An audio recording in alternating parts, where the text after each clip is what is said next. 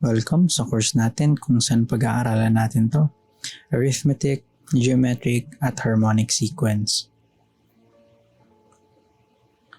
Yung arithmetic sequence, an arithmetic sequence is a sequence in which each term after the first differs from the preceding term by a constant amount. The constant amount by which each pair of successive terms differs is called the common difference D. Ibig sabihin yung magkakasunod na term, meron silang common difference D. Kagaya nito, 1, 4, 7, 10, 13. So check natin yung common difference. So yung 4 na second term at saka yung 1 na first term, yung difference nila is 3. Tapos yung third term na 7, tapos yung second term na 4, ang difference naman nila is 3. So therefore, kung titingnan pa natin as we progress dun sa sequence, may common difference na 3. So next naman, so 9 fourths, 1, negative 1 fourth, negative 3 halves, saka negative 11 over 4. Check natin kung may common difference para masabi natin na arithmetic sequence siya. So D or common difference ng second tsaka ng first, so negative 5 over 4. Ganun din dun sa third term tsaka dun sa second term na negative 5 over 4 din. So pwede nating sabihin na yung a sub 1 is equal to a sub 1. Siyempre. Tapos yung a sub 2, so dadagdagan natin siya ng common difference na D, yung a sub 1. So a sub 1 plus D. And then a sub 3, a sub 1 plus 2D dahil yung a sub 2 dadagdagan natin ng common difference D. Tapos yung a sub 4, dagdagan ulit ng isang common difference yung preceding term. Pwede nating sabihin na yung a sub n is equal to a sub 1 plus n minus 1 times D. So for example, if a sub 1 is equal to negative 3, at yung common difference is 2, determine the 12th term of the sequence. So a sub 1, so given na negative 3, tapos yung common difference 2. So ano yung 12th term or a sub 12? So number of terms, so n is equal to 12. Then yung concern natin, so a sub n, yung formula kanina, equals sa a sub 1 plus n minus 1 times d. So substitute natin dun sa equation, yung mga given, so a sub 12 is equal to negative 3 plus 12 minus 1 times 2. And then proceed pa tayo. So a sub 12 is equal to 19. Or pwedeng sa calcu, meron dun table function. So pwedeng ganito, no? Ipa-plug in natin to. So negative 3 plus yung n minus 1 times d. Yung n natin, yung x, and then minus 1 times 2. So yung start ng function, 1, and the function is 12. And then yung step, pwedeng 1, para makita natin yung a sub 1 hanggang a sub 12. So a sub 12 natin ay 19.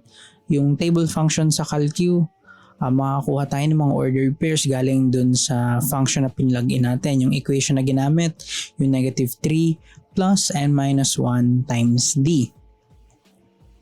Next naman, determine the number of terms in the arithmetic sequence 5, 14, 23, 32, and so on hanggang 887. So yung given natin, at yung common difference na 9, so 14 minus 5, and then 23 minus 14. So yung formula ang gagamitin, so a sub n is equal to a sub 1. So yung formula na gagamitin, a sub 1 plus n minus 1 times d. So substitute natin yung equation, so 887 equals to 5 plus n minus 1 times common difference d. So subtract both sides sa 5, then divide both sides sa 9. So therefore, 98 is equal to n minus 1, tapos add both sides ng 1. So therefore, yung number of terms natin is 99 terms. So an arithmetic series is the sum of the terms of an arithmetic sequence. A finite series can be written. So S sub n, or yung sum or yung arithmetic series, is equal to a sub 1 plus yung a sub 2 na a sub 1 plus d. Yung a sub 3 na a sub 1 plus 2d, and so on hanggang a sub n minus 2d, and then a sub n minus d hanggang dun sa last term na a sub n.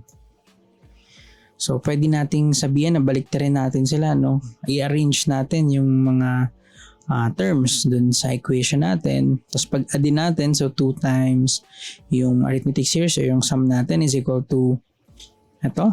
So n times a sub 1 plus a sub n. Kaya yung isang formula natin para dun sa arithmetic series, so a sub n is equal to n over 2 times a sub 1 plus a sub n. And then yung a sub n kanina, sabi natin a sub 1 plus n minus 1 times d. So therefore, yung isa pang form ng equation natin para sa arithmetic series, so n over 2 times 2 times a sub 1 plus n minus 1 times d. Next pa na isang sequence, yung geometric sequence. A geometric sequence is a sequence in which each term after the first is a common multiple of the preceding term. The common multiple is called the common ratio. The common ratio R in any geometric sequence can be determined by dividing any term except the first by the preceding term. So yung kanina, common difference. Pag geometric naman, common ratio. Kagaya dito. So 1, 2, 4, 8, 16, 32, 64, and so on. Yung common ratio natin, yung second term, tsaka yung first term. So divide natin sila. So makuha natin 2. Yung third term, tsaka yung second term. So 4 divided by 2 is equal to 2. So common ratio 2. Sa pang example, so 5, negative 5 over 4, 5 over 16, tsaka negative 5 over 64. So common ratio natin dito is negative 1/4. So pwede nating sabihin na yung a sub 1 ulit, tapos yung next term a sub 1 times r. Dahil yun yung common ratio nilang dalawa, yung second tsaka ng first.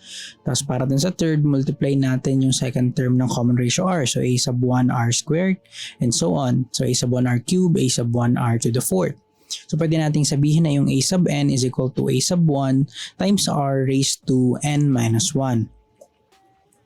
For example, a sub 1 is equal to negative 3 at yung common ratio given na 2. Determine the 12th term of the geometric sequence. So yung given natin, so yung formula na gagamitin, so a sub n is equal to a sub 1 r raised to n minus 1. So substitute natin yung given dun sa equation. So a sub 12 is equal to negative 3 times 2 raised to 11. So in 2 raised to 11, 2048. So therefore, yung a sub 12 is equal to negative 6,144. So pwede ulit nating itry dun sa table function sa calculator. So yung gagamitin nating formula, so negative 3 times 2 raised to n minus 1.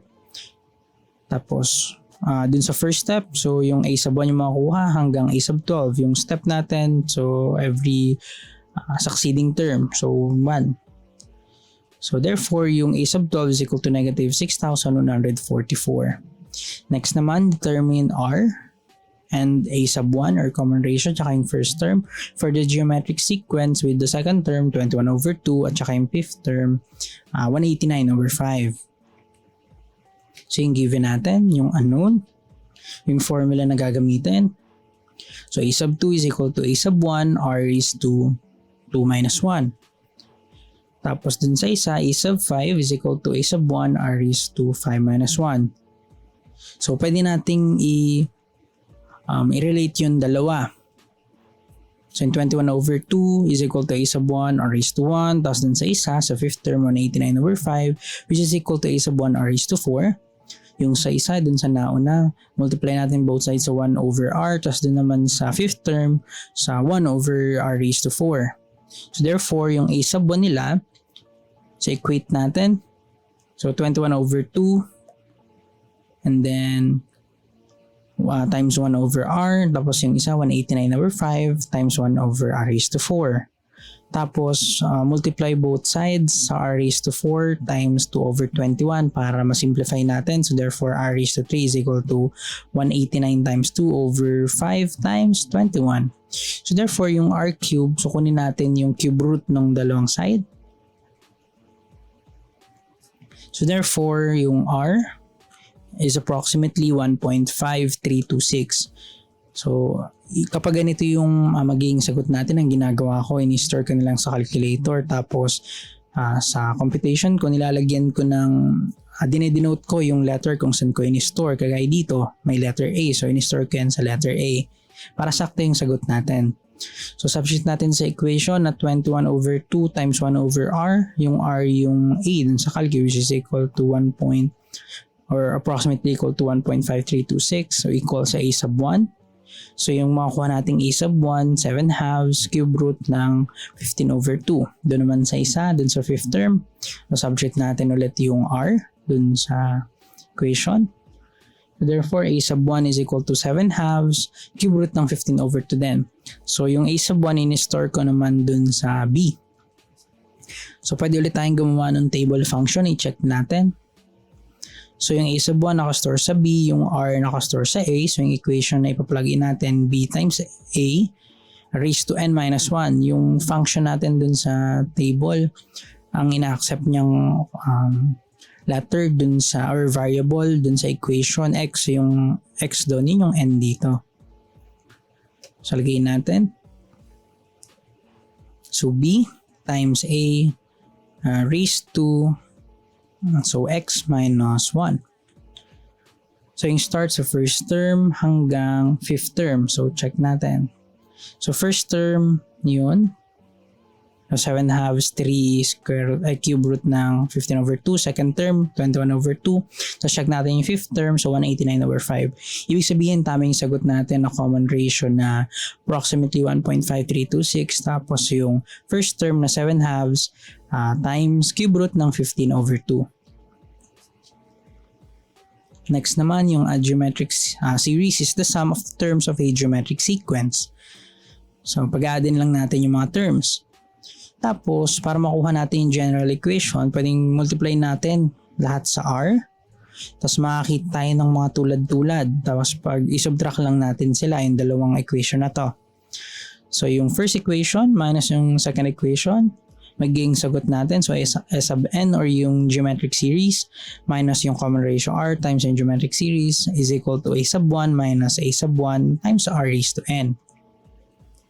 So, simplify pa natin. So, therefore, S sub n or yung geometric series is equal to a sub 1 times 1 minus r raised to n over 1 minus r, in which yung r hindi pwedeng 1. At kapag naman infinite yung geometric series, it is the sum of the terms of an infinite geometric sequence. So, yung formula natin kanina. So, meron tayong dalawang condition dito. Yung una, if the absolute value of the common ratio r is less than 1, ito na lang yung magiging sagot natin. Kasi kapag sobrang liit ng r tapos infinite, ibig sabihin yung n natin, number of terms, is sobrang laki or infinite. As n approaches infinity, yung magiging value dun sa r raised to n magiging 0 na lang. So dun sa numerator, ang matitira yung 1 sub a sub 1 na lang.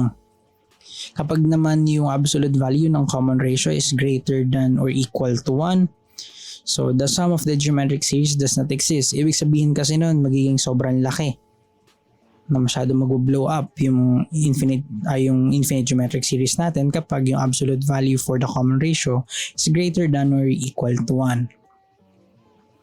Yung isa pang sequence or progression, so yung harmonic progression, a sequence of numbers in which their reciprocals form an arithmetic sequence. So, find the 12th term of the harmonic series 6, 3, and 2. Ibig sabihin, yung reciprocal nitong mga given terms, arithmetic sequence siya. Ibig sabihin, may common ratio. So, yung kailangan natin, yung 12th term ng harmonic series. So, n is equal to 12. So, therefore, yung term natin dun sa arithmetic sequence, 1 over 6, 1/3, tsaka 1/2. So, check natin yung common ratio nila. So, 1/3 minus 1/6. So, simplify natin. So, 2/6 minus 1 over 6, so 1/6. So, yung sa isa pa, yung third term, pati yung second term, so 1/2 minus 1/3 equals sa 3 over 6 minus 2 over 6, so 1/6 din. So, arithmetic sequence, yung reciprocal nung mga nasa harmonic series. So, para makuha natin yung 12th term, yung formula yung gagamitin dun sa arithmetic sequence. So, a sub 12.